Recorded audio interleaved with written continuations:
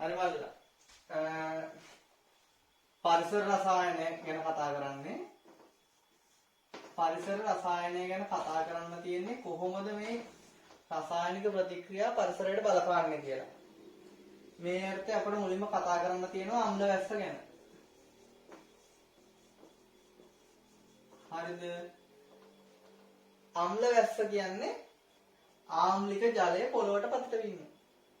එතකොට මේ අම්ල වැස්ස කියලා අපි රසායනිකව හඳුන්වන්නේ pH අගය භාවිතා කරලා. pH අගය කියන්නේ ඍණ ලඝු 10 පාදයට H3O+ සාන්ද්‍රණයක් විදියට. pH අගය 5.6ට වඩා අඩු නම් තමයි අම්ල වැස්සක් කියලා කියන්නේ. දැන් අපි කතා කරොත් සාමාන්‍ය වර්ෂාව ගැන. දැන් අපි දන්නවා පෘථිවි ජල පෘෂ්ඨයේ තියෙනවා ජලය. මේ පෘථිවි ජල පෘෂ්ඨයේ තියෙන ජලය වාෂ්පීකරණය වෙනවා. ගංගා ඇලදොල වල තියෙන ජලය වාෂ්ප වෙනවා. එතකොට ඒ වාෂ්ප වෙලා ඒ ජල වාෂ්ප වායු ගෝලයට එකතු වෙනවා. නැවත ඒවා ඝනීභවණය වෙලා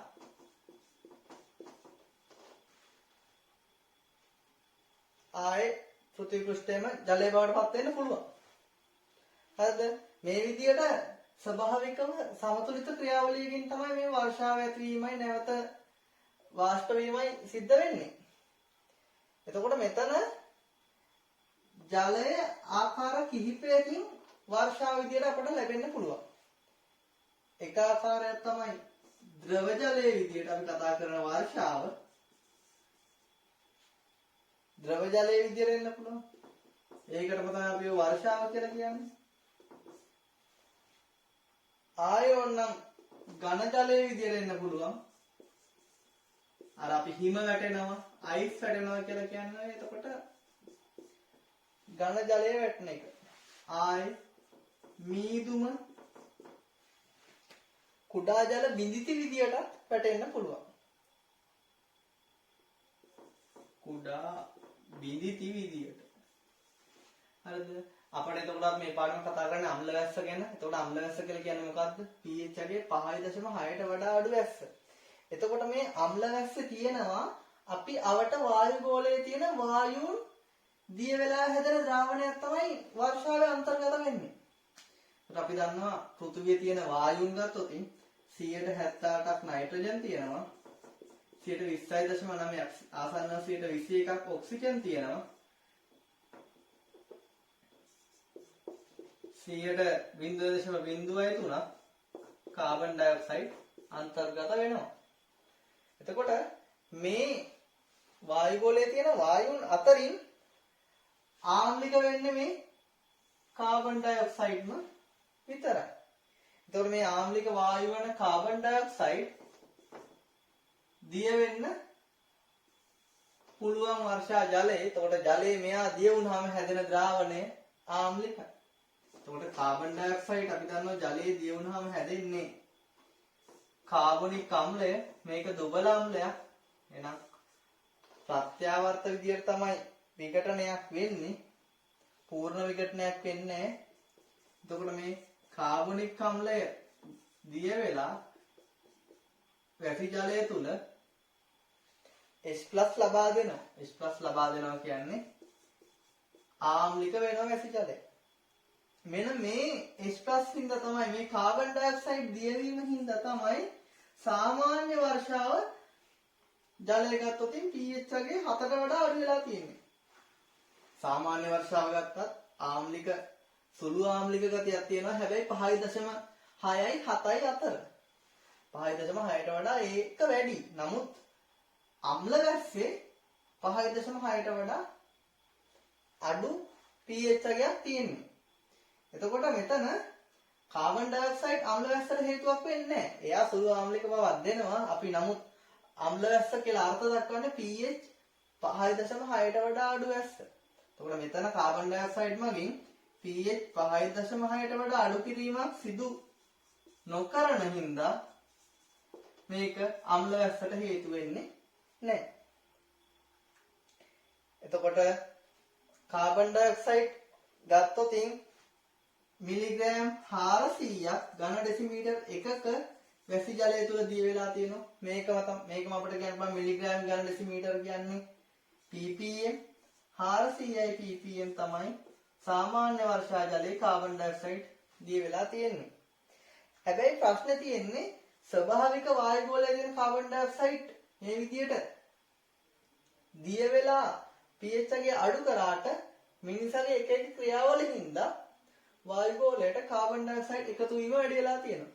වාහන එන්ජින් දහනය, විවිධ කර්මාන්ත ශාලාවල පිටවන දුම් වලින් කාබන් දහනය වැඩි වෙලා තියෙනවා. එතකොට මේ හේතුව හින්දා කෘත්‍රිමව වැඩි කාබන් ඩයොක්සයිඩ් ප්‍රමාණයක් වායු ගෝලයට එකතු වෙනවා.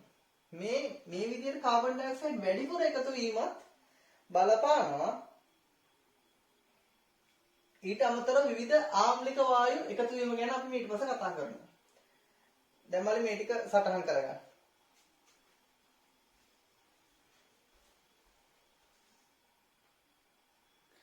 දැන් එතකොට අපේ නව නිර්දේශයට අනුව අපිට දැන් කතා කරන්න තියෙනවා අම්ල වැස්සට හේතු වෙන්නේ කවුද? දැන් අපි කතා කරා මේ වෙනකම්ම අම්ල වැස්ස කියන්නේ pH 5.6ට වඩා අඩු වර්ෂාව. එතකොට මේ ස්වභාවික වායු ගෝලයේ තියෙන වායු දිය වුණා කියලා ඒවා අම්ල වැස්සට හේතුවක් වෙන්නේ නැහැ. එහෙනම් අපි දැන් කතා කරමු කොහොමද මේ අම්ල වැස්සට හේතු වෙන්නේ කවුද කියලා. එතකොට මේ අම්ල වැස්සට හේතු වෙන්නේ ආම්ලික වායු වර්ෂා ජලයේ දියවීම. එතකොට මේ ආම්ලික වායු විදියට අපිට කතා කරන්න තියෙන්නේ මේකට බලපාන්නේ නයිට්‍රජන් හීऑක්සයිඩයි සල්ෆර් වල ඔක්සයිඩයි. එතකොට නයිට්‍රජන් වල ඔක්සයිඩ් කියන්නේ මට පොදුවේ NO X විදියට දෙන්න පුළුවන්. කියන්නේ අපි දන්නවා නයිට්‍රජන් ඔක්සයිඩ් කවුද කියලා ආම්ලිකව අම්ල වැස්සට බලපාන්නේ NO2 වායු දෙක. එතකොට සල්ෆර් වල ඔක්සයිඩ් ගත්තොත් SO2 SO3 තමයි අම්ල වැස්සට හේතු වෙන්නේ. එහෙනම් මේවා තමයි අම්ල වැස්සට හේතු වන ආම්ලික වායු. එතකොට දැන් අපි කතා කරලා බලමු කොහොමද මේ ඔක්සයිඩ් වලින් අම්ල වැස්සට හේතු වෙන්නේ නැත්නම් ආම්ලික ජලයේ බවට වර්ෂා ජලය පත් වෙන්නේ කියලා. අපි දන්නවා නයිට්‍රජන් වල ඔක්සයිඩ් මේ ටික P ගුණ විදිහට කතා කරා. නයිට්‍රජන් වල ඔක්සයිඩ් වලින් මේ ආකාර දෙකම හැදෙන විදිහ අපි කතා කරලා තියෙන්නේ. අපි දන්නවා වාහන එන්ජිමක ඉන්ධන දහනයේදී අධික පීඩනයක් යටතේ ඉහළ උෂ්ණත්වයක නයිට්‍රජනුයි ඔක්සිජනුයි ප්‍රතික්‍රියා කරලා NO බවට පත් වෙනවා. ඊට අමතරව මේකම විදුලි ගැටීමේදීත් සිද්ධ වෙනවා. මේ හැදෙන NO තවදුරටත් ඔක්සිකරණය වීමෙන් තවදුරටත් ඔක්සිජන් එක්ක ප්‍රතික්‍රියා කරලා NO2 බවට පත් වෙනවා. එතකොට මේ හැදෙන NO2 මොකද කරන්නේ? හැදෙන NO2 ජලයේ දිය වුණාම ධන 4 ඔක්සිකරණ අවස්ථාව එහෙනම් ගෙන දෙන්නේ HNO2 HNO3 වායු දෙක අපි කතා කරා පස්සන කාණ්ඩේ නයිට්‍රජන් වල ඔක්සයිඩ් වල ජල ද්‍රාව්‍යතාවය ජලයේ දිය වුණාට පස්සේ හැදෙන ආම්ලික වායු ගැන ධන 4 නම් ධන 4 එන්නේ ධන 3යි ධන 5 යනාගයන් වල මධ්‍යයන්ය ඇවරේජ් එකක් විදියට තමයි ඒක එන්නේ. හරිද? එතකොට මීට අමතරව අපි කලින් කතා කරේ නැති P ගුණෙදි කතා කරේ නැති කොටසක් තියෙනවා. ඒ තමයි නයිට්‍රජන් අඩංගු සංයෝග. නයිට්‍රජන් අඩංගු සංයෝග ශුද්ධ ජීවීන් මගින් ශුද්ධ ජීවීන් විසින් නයිට්‍රජන් අඩංගු සංයෝග වියෝජනය කරාම මේ නයිට්‍රජන් සංයෝග වියෝජනයෙන් හැදෙන්නේ ඇමෝනියා. එතකොට එතනත් නයිට්‍රජන් අඩංගු සංයෝගයක් තමයි මේ ඇමෝනියා වායු ගෝලයේදී ඔක්සිකරණය වීමෙන් කියන්නේ ඔක්සිජන් එක්ක ප්‍රතික්‍රියා කරලා NO2 ජලය බවට පත් වෙන්න පුළුවන්. එතකොට මේ විදිහට ක්‍රියාවලිය කීපයකින් අපි කතා කරා නයිට්‍රජන් වල ඔක්සයිඩ් වායු ගෝලයට එකතු වෙන්න පුළුවන්. මීට අමතරව අපි දන්නවා විදුලි ගැටීමේදී මොකද මල්ලි? එයා බෑග් වල වෙන්නේ මේක නේ. එයා බෑග් වල වෙන්නේ සෝඩියම් ඒසයිඩ් කියන සංයෝගයකින් තමයි නයිට්‍රජන් පිට කරන්නේ. මෙතන කතා කරන්නේ වායු ගෝලයට නයිට්‍රජන් වල ඔක්සයිඩ් එකතු වීම ගැන. වාහනවල එන්ජින් වල ඉන්ධන දහනය කරන්න දහන පෝෂක වායුව විදිහට ඔක්සිජන් යොදා ගන්නවානේ. එතකොට වායු ගෝලෙන් ඔය ඔක්සිජන් ගන්න. ඔය ඔක්සිජන් එක 178ක් වායු ගෝලේ නයිට්‍රජන් තියෙනවා. ඔක්සිජන් 121ක් එනවා. එතකොට නයිට්‍රජනුයි ඔක්සිජනුයි දෙන්නම වාහනවල ඉන්ධන දහනයට එනවනේ. ඔය දෙන්න අධික පීඩනයක් යට දෙන හින්දා තමයි එන්ජින් දහනයේදී NO හැදෙන්නේ. අපි මේක චාලකයේදී කතා කරන්න පුළුවන් අපිට උත්ප්‍රේරක පරිවර්තක ක්‍රියාවලියේදී මේ NO NO2 වල N2 බවට පත් කරන ක්‍රියාවලිය. අපි ගොල්ලෝ අnder level ප්‍රශ්න වල මේක ඇවිල්ලා තියෙනවා කියලා. මතකද? මදුවන්ත? හරිනේ? එහෙනම් මේ ටික සටහන් කරගන්න.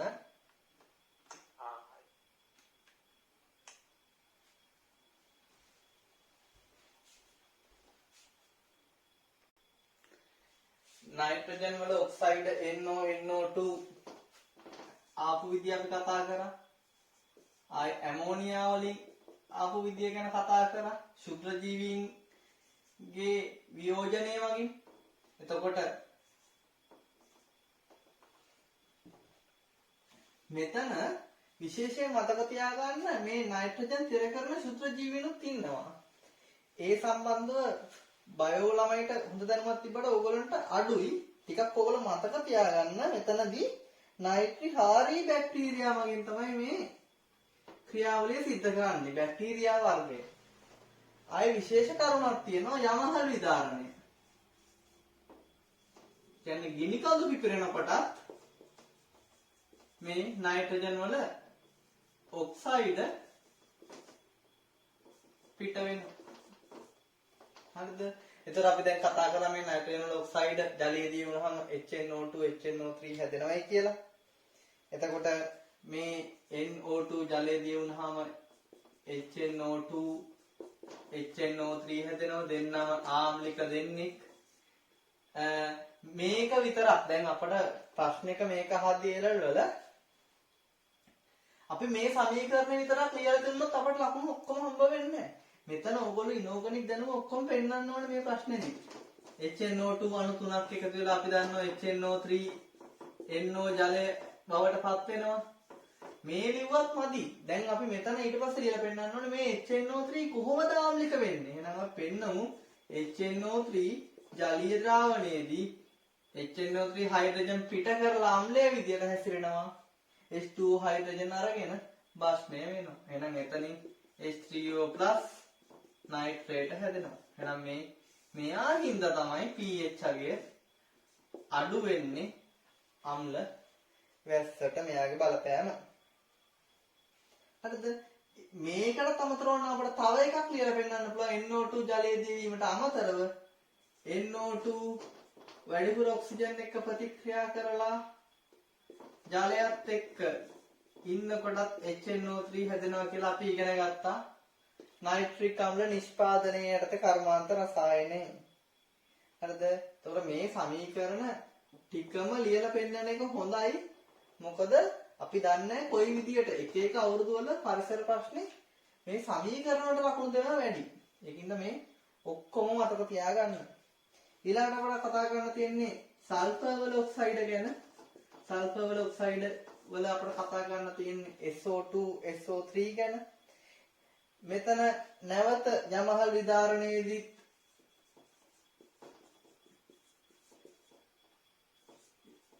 සල්ෆර් වල ඔක්සයිඩ් පිට වෙනවා.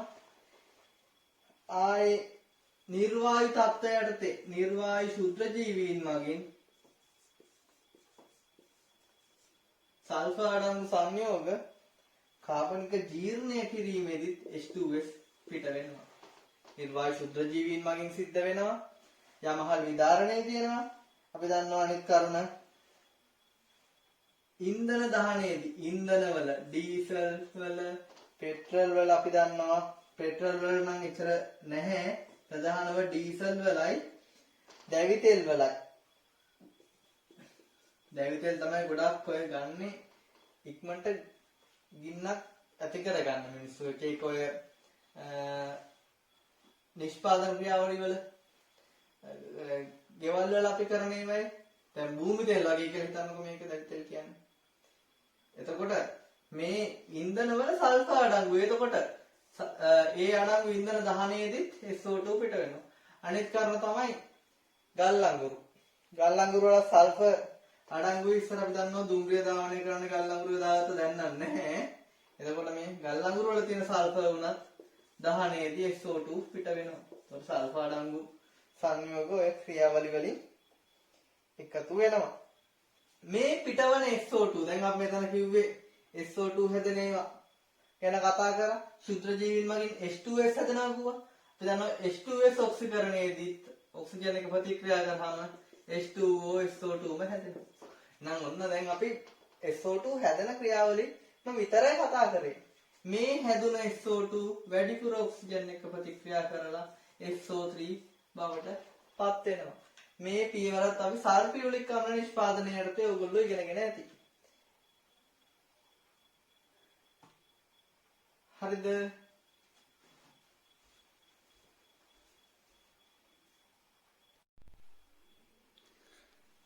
හරි අපි දැන් අම්ල වැස්සට හේතු වන ප්‍රධානම සල්ෆර් වල ඔක්සයිඩ් විදිහට SO2 SO3 හැදෙන විදිය ගැන කතා කරා. දැන් මීට අමතරව අපට මෙතන අපි කතා කරා SO2 ඔක්සිජන් එක ප්‍රතික්‍රියා කරලා SO3 වෙනවා කියලා. සල්ෆියුරික් අම්ල නිෂ්පාදනයේදී අපි කතා කර විදියම තමයි ඊට අමතරව SO2 ඔක්සිජන් ජලය එක්ක වැඩිපුර ප්‍රතික්‍රියා කරලා සල්ෆියුරික් අම්ලය බවටම පත් වෙන්න පුළුවන්. පැහැදිලිද? දැන් එහෙනම් අපි බලමු කොහොමද මේ සල්ෆර් වල ඔක්සයිඩ් ආම්ලික වෙන්නේ නැත්නම් අම්ල වැස්සට හේතු වෙන්නේ කියලා. දැන් ඔයගොල්ලෝ නිකන් හිතනවා මේ ටික ලිව්වහම SO2 ගේ සල්ෆියුරික් හැදෙනවා ආම්ලිකයිනේ ඔය ටික විතරක් ලිව්වට මදි. දැන් අපි ලියලා පෙන්නන්න ඕනේ මේ සල්ෆර් වල ඔක්සයිඩ් කොහොමද ජලයේ දිය වුණාම අම්ල වැස්සට මේක හේතු වෙන්නේ කියලා. මොකද මේ පියවර හැම එකකම පරිසරයෙන් ප්‍රශ්නයක් ආවොත් අම්ල වැස්ස යටතේ ලකුණු හම්බ වෙනවා. එතකොට මෙතනදී සල්ෆියුරික් අම්ලය අපි දන්නවා ද්විභාෂ්මික අම්ලයක්. ජලයේ දිය වුණාම පළවන විඝටනය පූර්ණ විඝටනය සල්ෆියුරික් අම්ලයේ H+ පූර්ණව කඩනවා. එහෙනම් HSO4- H3O+ කියන දෙනවා. මෙන්න මේ H3O+ තමයි pH ගේ අඩුවීමට බලපාන්නේ. HSO4- එතන හැදුණු HSO4- උත් ජලයත් එක්ක ප්‍රතික්‍රියා කරලා සල්ෆේටය හා H2+ හදන්න පුළුවන්. මෙන්න මේ ආම්ලික බවට හේතු වෙන්නේ මේ H3O+. සල්ෆියුරික් අම්ලයේ පළවන විඝටනය පූර්ණ විඝටනය, දෙවන විඝටනය ප්‍රත්‍යාවර්ත විඝටනය. මේක අපි P ගුණයේ සල්ෆර් වල රසායන යටතේ කතා කරලා තියෙනවා. දැන් මේ කොටස යටතේ එතකොට ඕනට හොඳට සමීකරණ වලට තමයි මූලික තැනක් දෙන්න ඕන. මොකද මේ ඔක්සයිඩ් ජලයේදී වෙලා තමයි ආම්ලික සංයෝග ඇති වෙන්නේ. ඒ නයිට්‍රජන් නම් නයිට්‍රික් අම්ලය, සල්ෆර් නම් සල්ෆර් වල ඔක්සයිඩ් නම් සල්ෆියුරික්. ඒක විතරක් පේලවදී විශේෂයෙන් හොඳට මතක තියාගන්න මේ ජලයේදී වුණාට පස්සේ කොහොමද මේ H2+ සාන්ද්‍රණය වැඩි වෙන්නේ, pH අගයට අඩුවීමට හේතු වෙන්නේ කොහොමද කියලාම ලියලා පෙන්නන්න ඕන. දැන් රිසෝස් පුතේ ගොඩාක් කරුණු තියෙනවා මේ සම්බන්ධව. මම මේ ඔක්කොම ටික සාරාංශගත කරලා තමයි මෙතනදී කියන්නේ. දැන් අපිට ඊළඟට කතා කරන්න තියෙනවා මේ අම්ල වැස්සේ මොනවද අහිතකර බලපෑම්.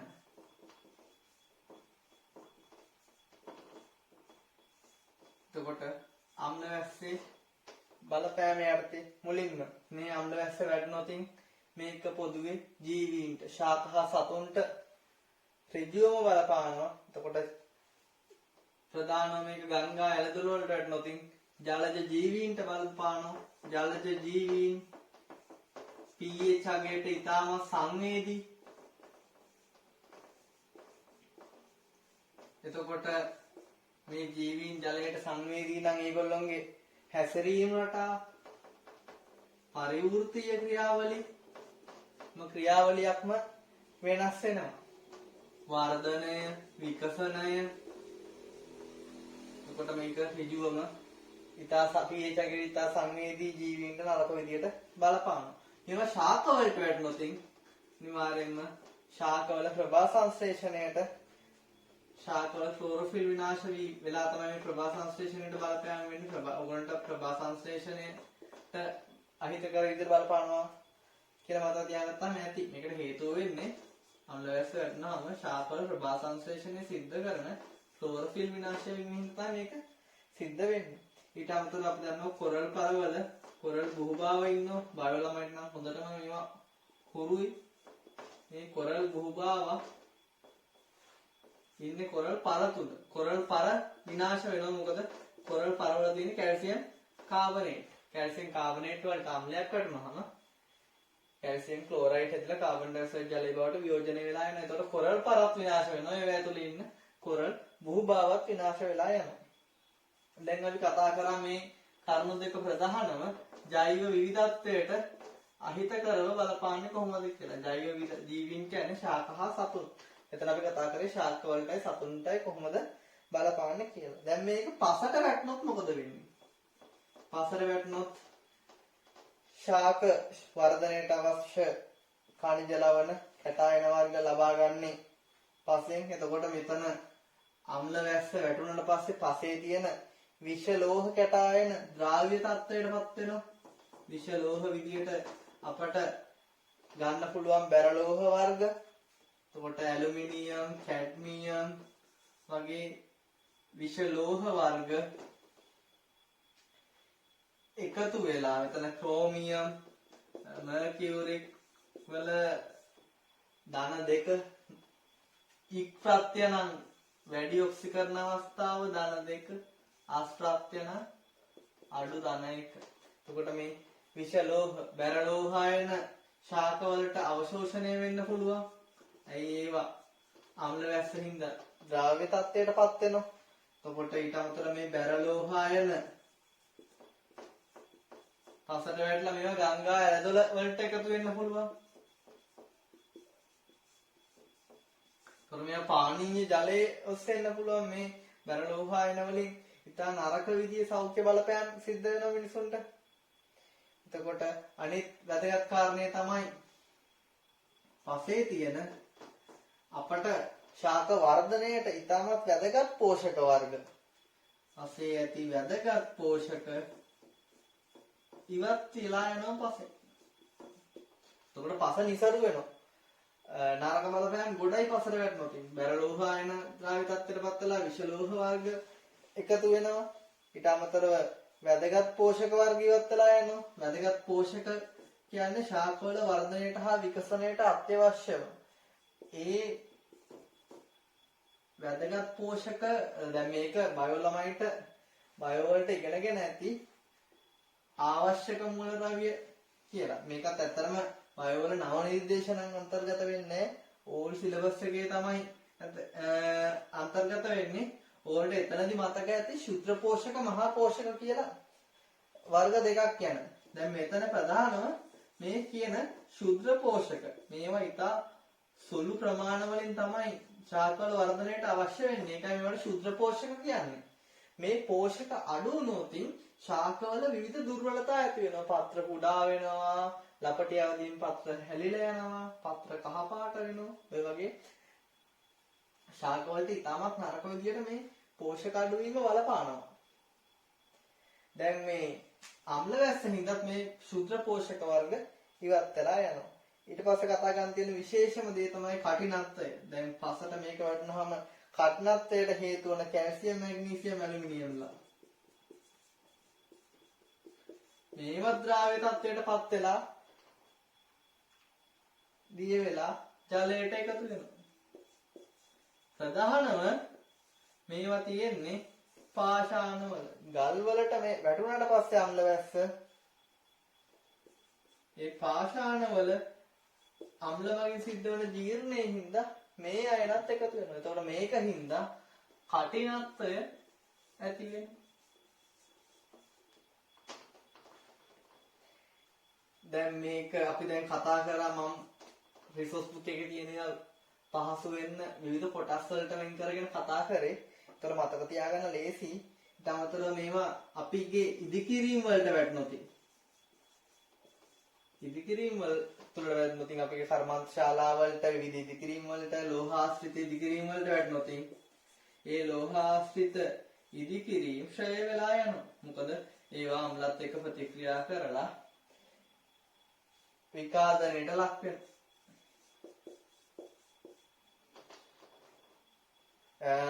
හොඳම උදාහරණයක් විදිහට ගන්න පුළුවන් තාජ් මහල් කිරිගරුඩ වලින් හදලා තියෙන්නේ. එතකොට ඔය කිරිගරුඩ ආශ්‍රිත නිෂ්පාදන වලට වැටුනොත් ඒක කැල්සියම් කාබනේට් තියෙන්නේ. ඒ නිෂ්පාදනත් විනාශ වෙලා යනවා. දැන් මෙතනදී ඓතිහාසික වටිනාකමක් ඇති පෞරාණික අපේ ඉදිකිරීමුත් මේ අම්ල වැස්ස හින්දා විනාශ වෙන්න පුළුවන්. මේකට අමතරව අපිට කතා කරන්න ඕන කුණුගල් බදාම හා සිමෙන්ති ආශ්‍රිත නිෂ්පාදන.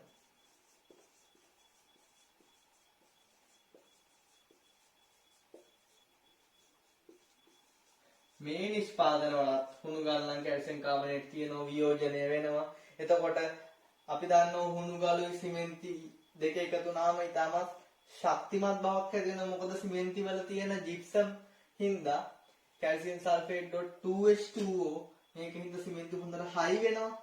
එතකොට ඉතා ශක්තිමත් සංයෝගයක් තමයි මේ දෙක එකතු කරලා හදන නිෂ්පාදන වල තියෙන්නේ. නමුත් මේ සංයෝග මතට අම්ල වැස්ස වැටුනොත් මේවයි යාන්ත්‍රික ශක්තිය, ඒ කියන්නේ ඒවයි ශක්තිමත් බව අඩු වෙලා යනවා. ඔය ටික තමයි ප්‍රධානව කතා කරන්න තියෙන්නේ. ඊට පස්සේ අපිට කතා කරන්න තියෙන්නේ අම්ල වැස්ස කොහොමද අපි පාලනය කරගන්නේ, අවම කර ගැනීමට මොනවද කරන්න පුළුවන් කියලා. දැන් අපි කතා කරන්න යන්නේ අම්ල වැස්ස කොහොමද අවම කරගන්නේ කියලා. අපි දන්නවා අම්ල වැස්ස අවම කරගන්න පුළුවන් ක්‍රම දෙකයි තියෙන්නේ. එක්ක මේ සල්ෆර් වල ඔක්සයිඩ් පිටවීම අඩු කරගන්න එක. මේවා පරිසරයට එකතු වෙන එක අඩු කරගන්න. ආයෙ පුළුවන් මේවා පිට වෙන ඔක්සයිඩ් මොනවා හරි වගේ අවශෝෂණය කරනවා. ඔය ක්‍රම දෙකනේ අපිට කරන්න පුළුවන්. එතකොට අඩු කරගන්න පුළුවන්. පිටවීම අඩු කරගන්න පුළුවන්. ගල් ලඟුරු ඩීසල් වල සල්ෆර් ප්‍රතිශතය අඩු වේවා භාවිතා කරලා. එතකොට සල්ෆර් ප්‍රතිශතය අඩු නම් සල්ෆර් වල ඔක්සයිඩ් පිටවීම අඩු වෙනවා. ආයේ සල්ෆර් අඩංගු සංයෝග දහනය වෙනුවට මේවායින් ශක්තිය ලබා ගන්නව වෙනුවට දහනය වෙනුවට විකල්ප බල ශක්ති භාවිතය. ගල් ලඟුරු මෙතන ප්‍රධාන සල්ෆර් නම් සංයෝග කියන්නේ මේ ගල් ලඟුරු වලට අපි ගල් ලඟුරු වෙනුවට විකල්ප බල ශක්තිය යොදා ගන්නවා. විකල්ප බල ශක්තිය වල අපි යොදා ගන්න සැලකිලිමත් වෙන්න ඕනේ. ඒවයි නරක බලපෑම් තියෙන්න බෑ පරිසරයට.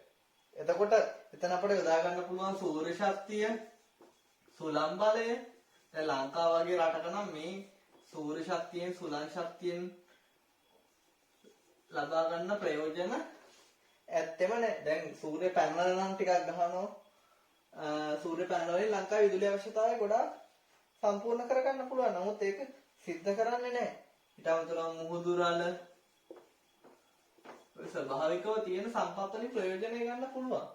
මොකද මේවෙන් කිසිම පරිසරයට හානියක් සිද්ධ වෙන්නේ නැහැ. නමුත් අර කාර්යක්ෂම බව වැඩි හින්දා මේ සංයෝග දහණයෙන් ශක්තිය ලබා ගන්න මිනිස්සු පුරුදු වෙලා තියෙනවා. අපේ රිසෝස් බුක් එකේ මීට අමතරව නාස්තික ශක්තියත් දීලා තියෙනවා. මොකද නාස්තික ශක්තියෙන් ශක්තිය අවශ්‍යතාව සම්පූර්ණ ගන්න තරම් ලංකාව තාම දියුණු නැහැ. එතකොට ඊළඟට අපිට කතා කරන්න තියෙන්නේ මේ සල්ෆර් අඩංගු ඔක්සයිඩ් කොහොමද අවශෝෂණය කර ගැනීමෙන් මේ සල්ෆර් වල ඔක්සයිඩ් අම්ල වැස්සට හේතු වන ආකාරය අඩු කරගන්නේ කියලා. එතකොට එක ක්‍රමයක් තමයි කැල්සියම් ඔක්සයිඩ් මගින් SO2 අවශෝෂණය කිරීම කැල්සියම් සල්ෆයිඩ් බවට පත් වෙලා අවශෝෂණය වෙලා ඉවත් වෙනවා. එතකොට කැල්සියම් ඔක්සයිඩ් අපි දන්නවා හදාගන්න පුළුවන් කැල්සියම් කාබනේට තාප යෝජනය. හැබැයි අනේ එතනදී කාබන් ඩයොක්සයිඩ් පිට වෙනවා වායුගෝලයට. මේ කාබන් ඩයොක්සයිඩ් අම්ලයස්තර හේතු වෙන්නේ නැහැ. නමුත් කාබන් ඩයොක්සයිඩ් පරිසරයේ වැඩි වීම ගෝලීය උණුසුම වැඩි වීමට ප්‍රධාන හේතුවක් වෙනවා. ඊට අමතරව අපිට දැන් කැල්සියම් ඔක්සයිඩ් වගේ අවශෝෂණය ගැන කතා කරා. ඊට අමතරව අපිට පුළුවන් හුණු දියර තුලින් මේක අවශෝෂණය කරගන්න. හුණු දියර මගින් අවශෝෂණය. කැල්සියම් හයිඩ්‍රොක්සයිඩ් ද්‍රාවණයක් යවනවා මේ පිටවන වායුව මගින් අවශෝෂණය කරගන්න. වායුව අවශෝෂණය කරගන්න. එතකොටත් හැදෙන්නේ කැල්සියම් සල්ෆයිඩ් ඒව තමයි. හැබැයි ඊට අමතරව ජලය හැදෙනවා. අපිට දැන් මේ ක්‍රම වලින් මේ අම්ල වැස්ස පාලනය කරගන්න පුළුවන් සල්ෆර් අඩංගු ඔක්සයිඩ් පිටවීම අවම කරලයි ඒවා අවශෝෂණය කර